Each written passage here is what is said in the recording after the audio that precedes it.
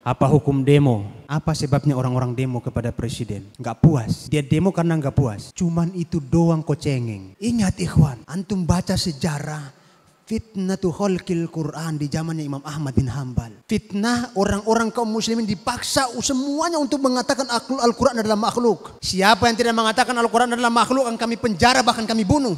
Semua ahlus sunnah wal jamaah dipaksa hari itu. Dan orang-orang pun terpaksa mengucapkan Al-Quran adalah makhluk, tapi hati dia mengingkari. Kecuali Imam Ahmad bin Hambal. Ditangkap, dicambuk. Antum pernah dicambuk sama presiden? Gak pernah kita dicambuk sama presiden kita. Kita pernah diambil harta oleh presiden kita? Gak pernah.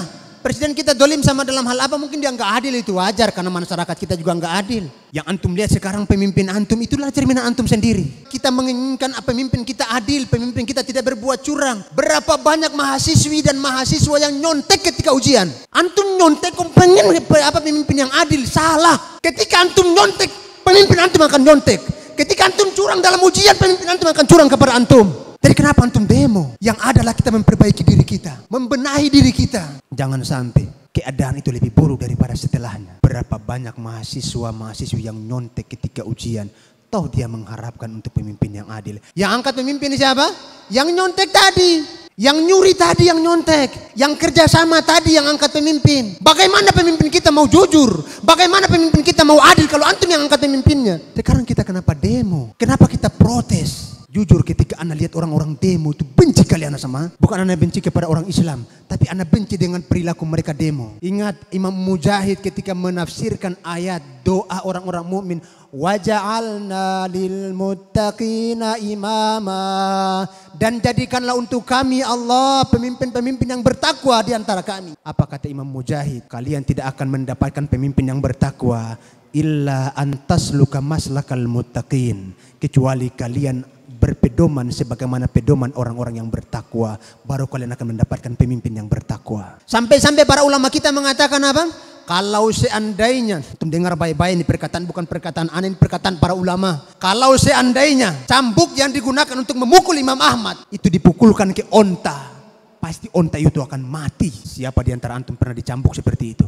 Itu babak belur ini semua Imam Ahmad ini. Ulama yang punya jutaan umat, yang punya jutaan pengikut. Sampai-sampai muridnya ketika melihat tadi itu mengatakan apa? Wahai Imam Ahmad, kalau seandainya kau memerintahkan kami untuk bunuh dia, kami akan bunuh dia. Bukan sekedar demo. Orang-orang dulu lebih berani daripada kita. Kalau seandainya kau mengatakan kepada kami, wahai Imam, untuk menghunuskan pedang untuk kami berontak, kami akan memberontak kepadanya. Apa kata Imam Ahmad bin Hambal? Kalian harus sabar dan taat kepada pemimpin kalian. Kita belum ada apa-apanya, ikhwan. Belum seberapa cobaan yang ada. Ada yang mengatakan, Ustadz, kalau kita diam saja negara kita ini jadi apa? Ustadz, kalau kita diam saja agama Islam ini mau dikemanakan? Dulu pertanyaan ini pernah ditanyakan kepada Nabi. Salah seorang sahabat bertanya, ya Rasulullah, ketika dikatakan oleh Nabi akan datang di akhir nanti, di zaman-zaman setelahku nanti, para orang-orang yang berjasad manusia tapi berhati syaitan, pemimpin-pemimpin yang zalim kepada rakyatnya, yang tidak berbuat adil kepada rakyatnya. Apa kata Nabi Muhammad SAW? Nabi tidak mengatakan kepada dia, kalau kau diam saja agamamu nanti mau dikemanakan. Tapi Nabi berpesan kepadanya. Apa kata Nabi?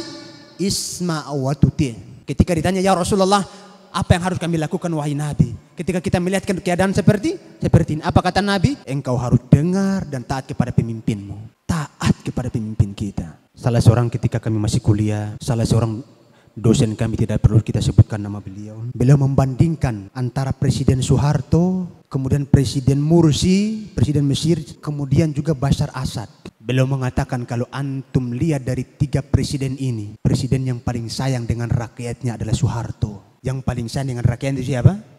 Soeharto. Ketika terjadi kudeta, itu banyak militer yang masih senang sama dia. Kalau hari itu dia mempertahankan jabatannya sebagaimana jabatannya Mursi mempertahankan jabatannya, habis semuanya itu masyarakat yang ada di lapangan Merdeka. Ditembak mati semuanya. Kalau dia suruh waktu itu. Tapi karena dia sayang kepada kaum muslimin, dia rela mengundurkan dirinya. Bila diturunkan itu mau menghilangkan apa?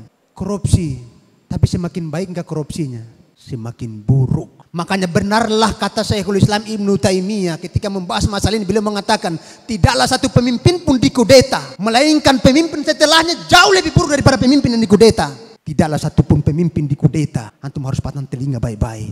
Tidaklah satupun pemimpin dikudeta, melainkan akan datang pemimpin setelahnya jauh lebih buruk daripada pemimpin yang dikudeta. Betul apa yang dikatakan oleh ulama kita. Ulama kita mengukur dengan ilmu, bukan mengukur dengan perasaan. Sehingga ulama kita sekelas Imam Ahmad bin Hanbal, apa kata dia?